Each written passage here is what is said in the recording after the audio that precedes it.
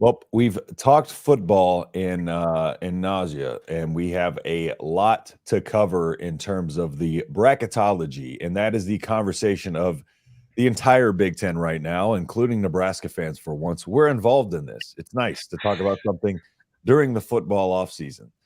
But we are joined here by JBR Bracketology, expert in the bracketology stuff. I've been seeing other Husker fans interacting with him and stuff like that on his posts. Very knowledgeable, and we are great. We greatly appreciate him joining us here. JBR, how you doing today, man? I'm doing well. How are you guys? We're doing fantastic. Thank you so much. And do you want to tell the people where they can find you and where they can find your work? Sure. Yep. You can find me on Twitter at JBR Bracketology. I'm there as much as I can be within reason, but try to get to everyone's questions in a reasonable amount of time. Awesome. And Sonny on the end, my co-host down there, Sonny Verma. Sonny, how you doing today, man? I'm doing good. I was looking forward to this conversation. I know every night this probably changes for you, JBR. So it's, a lot of teams, fan bases are trying to figure out how nervous they should be. And, we'll see whether you increase or alleviate their worries. Yep, absolutely. So I guess, we can go ahead and get into it. And Sonny, do you want to open up? Yeah, I guess, let's just start from a more broad perspective, JBR. First off, thanks again for joining us today. Let's just talk about the Big Ten in general. The way I see it, and a lot of people are talking about, it's extremely top-heavy. And by top-heavy, I mean Purdue, and then maybe, a couple good teams, and then everybody else. Is that how you see it also, or do you think there's more than one team that could possibly, actually win the whole thing? No, I guess I would say I agree with that. Purdue is definitely a clear-cut tier above the rest. I mean, Wisconsin's really been sliding the last month. I felt really good about Wisconsin for a long time, but with how they've been performing over the last few weeks, I don't have much confidence in Wisconsin getting past even the round of 32. But I went to the Maryland Northwestern game last night. I saw Northwestern in person, and I thought they were very impressive. They've got the guard play. Martinelli was on fire. Maryland could not stop him. Mm-hmm. I could see Northwestern winning a couple of games. Nebraska's been very good. I think they've been consistent and a little bit slept on. Certainly nationally, maybe not so much in the Big Ten, but I think Nebraska, Northwestern could be second weekend teams. I don't know that I see them going any further than that, but I could see that. And then, Michigan State, as long as Tom Izzo is there, they're always going to be a threat to win multiple games in March. Yep. So let's talk Selection Sunday. Let's say the max amount of Big Ten teams that are capable of getting in, get in. How many teams would that be? I think at this point it would be 6. Iowa has a very slight chance if they win their last 2 games and maybe win a couple of games in the Big Ten tournament. But I don't know that Iowa's capable of winning their next 4 games, to be quite honest. Yeah, that's the Iowa is a weird team because they can put up points when needed, but yeah, it's just that the consistency isn't there. I want to ask a question about Wisconsin, because you were talking about the tail slide Wisconsin was in. And I can't remember if I saw you say this or not, but somebody was asking about that on Twitter. And I recall somebody saying, talking about specifically their testing to see if the order of the schedule or the order of, the losses really matter, because the committee apparently says that the order in which it goes down doesn't. And they mentioned kind of Nevada, I think it was last year, limping into the tournament bracket. Now, is there any credence to that? Is that what's kind of keeping Wisconsin in? Because I feel like at this point, you kind of see loss after loss and their inconsistencies, and you're like, how are they still like a 5 seed? How are they still projected this seed, this, that, and third? How does that kind of work? And what's your expert opinion on that and that comment in of itself? So I do still have Wisconsin as a 5 seed. I feel like they should be moved down, but at the same time, when I look at my 6 and 7 seeds, I just don't see anyone there yet that is that has the resume to jump them. Yes, in theory, the committee does not look at order of games. They're not supposed to. At the same time, they say they watch games. They say they follow the sport. So I don't know how much that might trickle in, even if it's technically not supposed to. But yeah, I did mention Wisconsin. I had a tweet about Wisconsin yesterday. They still have really good metrics. They have a winning record in quad one, a winning record in quad two. They played a really tough strength of schedule, and none of their losses are bad, at least in the quad system. So yeah. I think I saw none of their losses are outside quad two or something like that. Right, exactly. So that helps them out. And then, adding on to that, is there anything that Wisconsin, the rest of the way, is there anything that they could do that would potentially drop them in your book besides just an absolute monumental collapse and maybe losing out? Even if they lose out, I think at 18-13 with their schedule and the wins they have, they would still be in, even though I'm sure there would be a lot of criticism from college basketball fans. How does this team that's won 2 games in the last 6 weeks still get in? Yeah. But I think that they're still relatively safe, even if they were to lose out. But they should be able to win one more game. They should be able to win one more game. As long as they win one more game, they will be a single-digit seed on Selection Sunday. I'm confident in that. Gotcha. So we'll talk a little bit maybe about the teams that we know should be in. Start off right up top with the Purdue Boilermakers. Are they, as of now, your number 1 overall seed? They are. I feel pretty confident in that. At the same time, though, they have the same number of losses as both Houston and UConn. So I do think if Purdue were to lose and those other 2 teams still have 3 losses, then I think Purdue will slide behind them. But for now, as long as Purdue, Houston, and UConn have the same number of losses, Purdue will remain number 1 for me. Okay.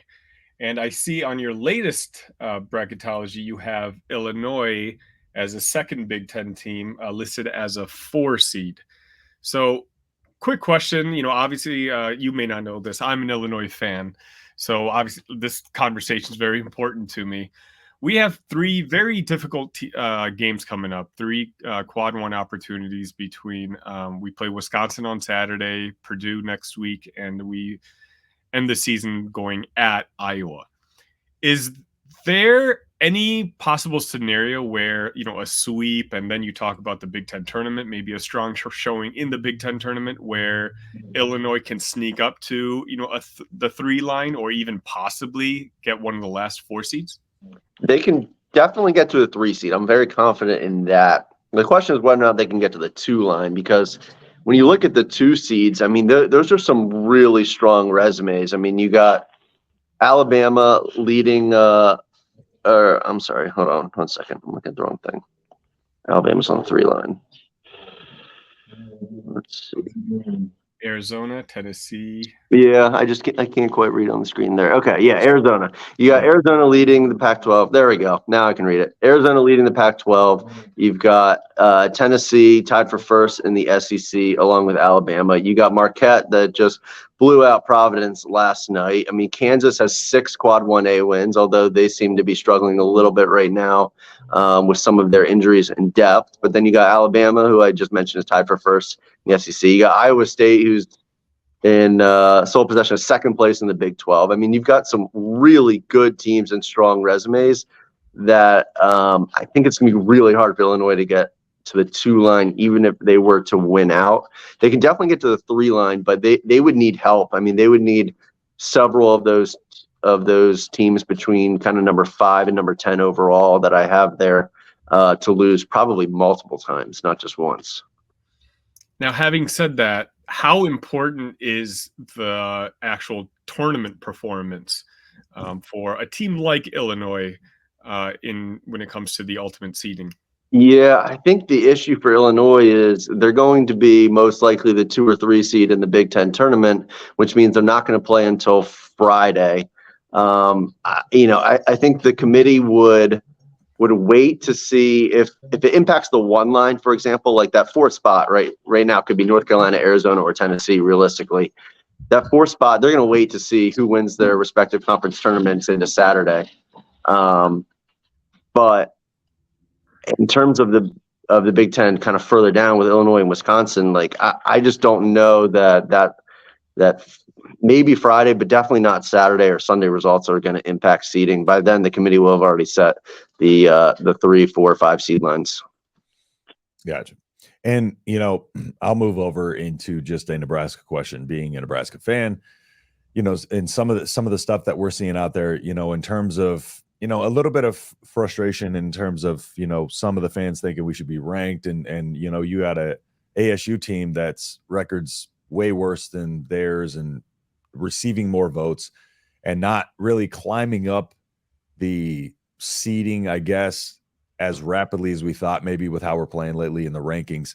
Now, I will say that Nebraska basketball fans aren't used to following this closely for the most part, with this stuff. So, what are some of the things that go into what maybe makes that happen? I know it's the quad wins and quad losses and stuff like that, but is there something to the fact that, if you're a traditional basketball power, that you're probably going to get a little more benefit of the doubt than a team like Nebraska who's kind of surging this year?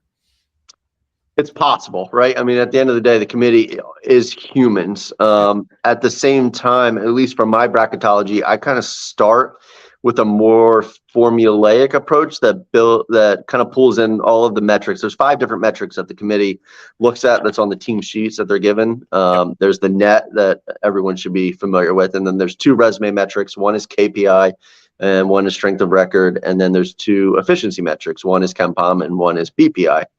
And so there's 5 different metrics the committee looks at. So I pull that in. I pull the quad records. I pull the strength of schedule. I pull the non-conference strength of schedule. I pull in quad 1A wins, which is the top half of quad 1. So I pull all of that and it kind of spits out, an initial list. And then from there, I tweak it because there's certain things that the numbers just can't fully capture. Yeah. But I think 2 things hurting Nebraska are their road record, and then their non-conference strength of schedule, which I believe last I saw was in the low 300s. Yes. So those are 2 things that are going to hurt Nebraska's seed ceiling. But at the same time, their metrics look great. I mean, I'm looking at them right now. They got their number 41 in the net, number 26 strength of record, 27.5 is the resume average. That's the strength of record and KPI. And then their predictive average is 36. So, I mean, all of those point to a single-digit seed. So I feel pretty good about Nebraska sitting there kind of on the 8 line. I think they play tonight. Is that correct, on the road? I believe so. Because at Ohio State? Finish with Ohio State and Michigan and Rutgers. Right. So if they win tonight, I mean, they'll certainly leapfrog Northwestern and they'll be kind of towards the top of the 7 line if they can get a win tonight. Just because of how much that'll help with the road record and kind of easing some of those concerns that the committee might have. Correct. Yeah. And the last question I ask on Nebraska, so don't beat a dead horse with it, but what is the ceiling for this team, not only in the Big Ten tournament, and in your opinion, just the if they go on a crazy run, and not only the Big Ten tournament, but in the tournament itself? I think the Big Ten tournament is wide open this year, to be honest. I think there's a number of teams, including my Terps, Maryland. I mean, they have their moments where they look really good. They also have their moments where they shoot, 2 for 20 from beyond the arc. But I think the Big Ten tournament is wide open, outside of Purdue, maybe just running through it again like they did last year. But I think the Big Ten tournament's wide open. And then, I mentioned earlier in the show that I could see Nebraska being a second weekend team in the NCAA tournament. There's no reason they couldn't. They already beat Purdue. They beat Wisconsin on their home courts, but they did beat them.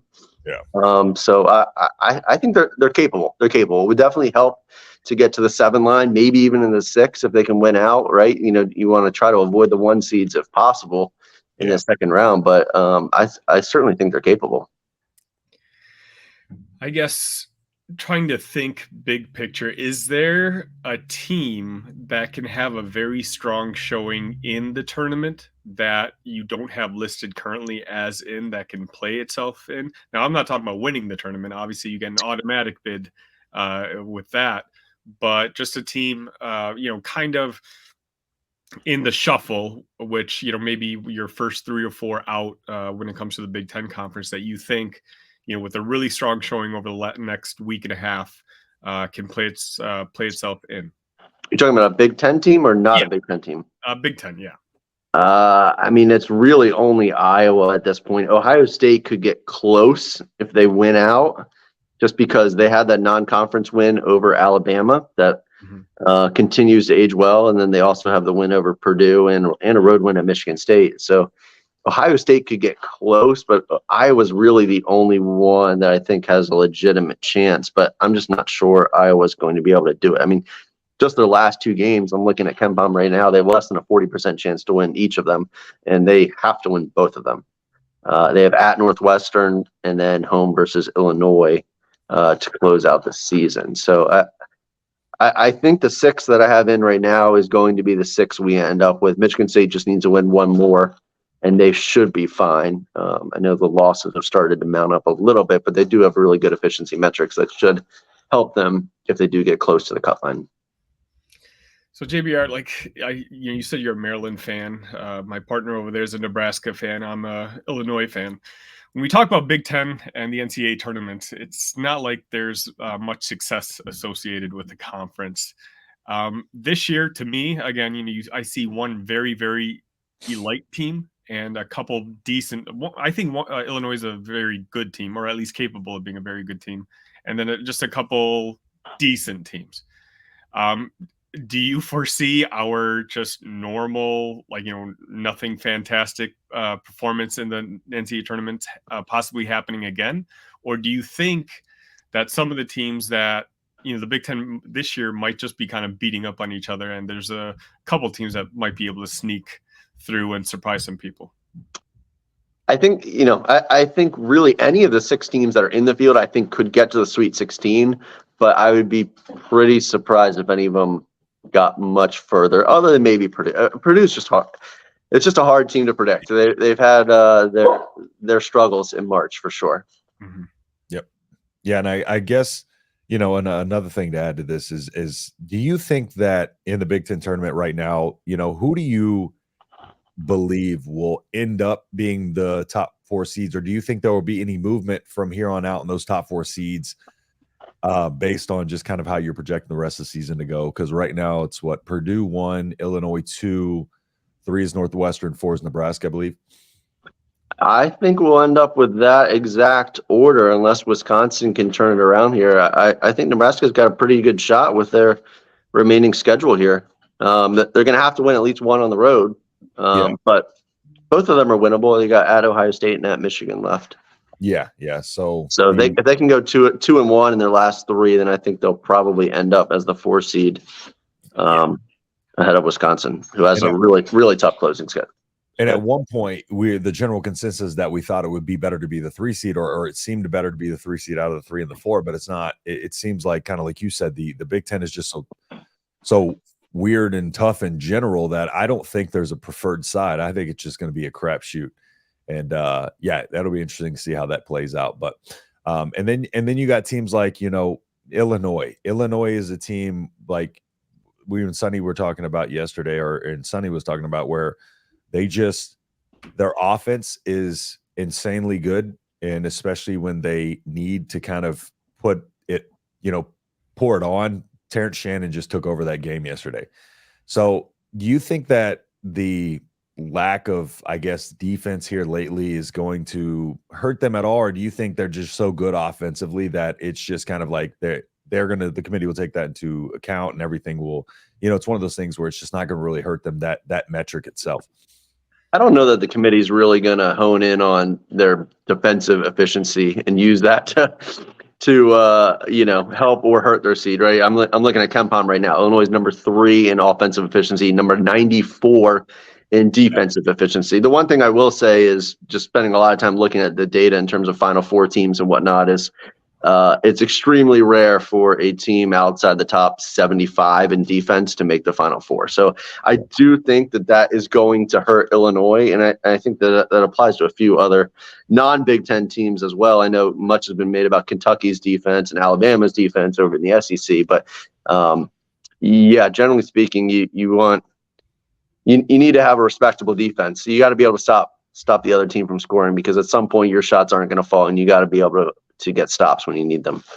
Yeah, Illinois' defensive efficiency number actually dropped 30 points after our victory yesterday against Minnesota. So we're actually in the mid 60s, and we dropped all the way to 90 something, as you said. So wow.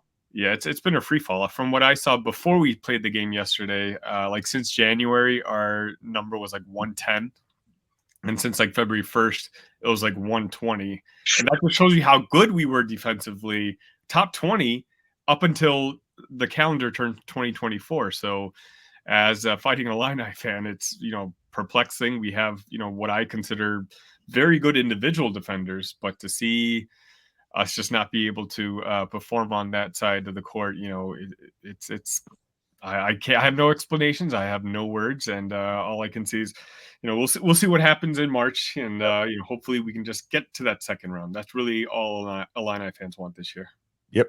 And JBR, just before we move to close the show, again, thank you so much. Do you have anything, crazy off the wall predictions or anything else to give Big Ten fans to leave with, or you're pretty much just, this is kind of what you're thinking it is, and this is what it's going to be, and we'll see what happens in the Big Ten tournament in March?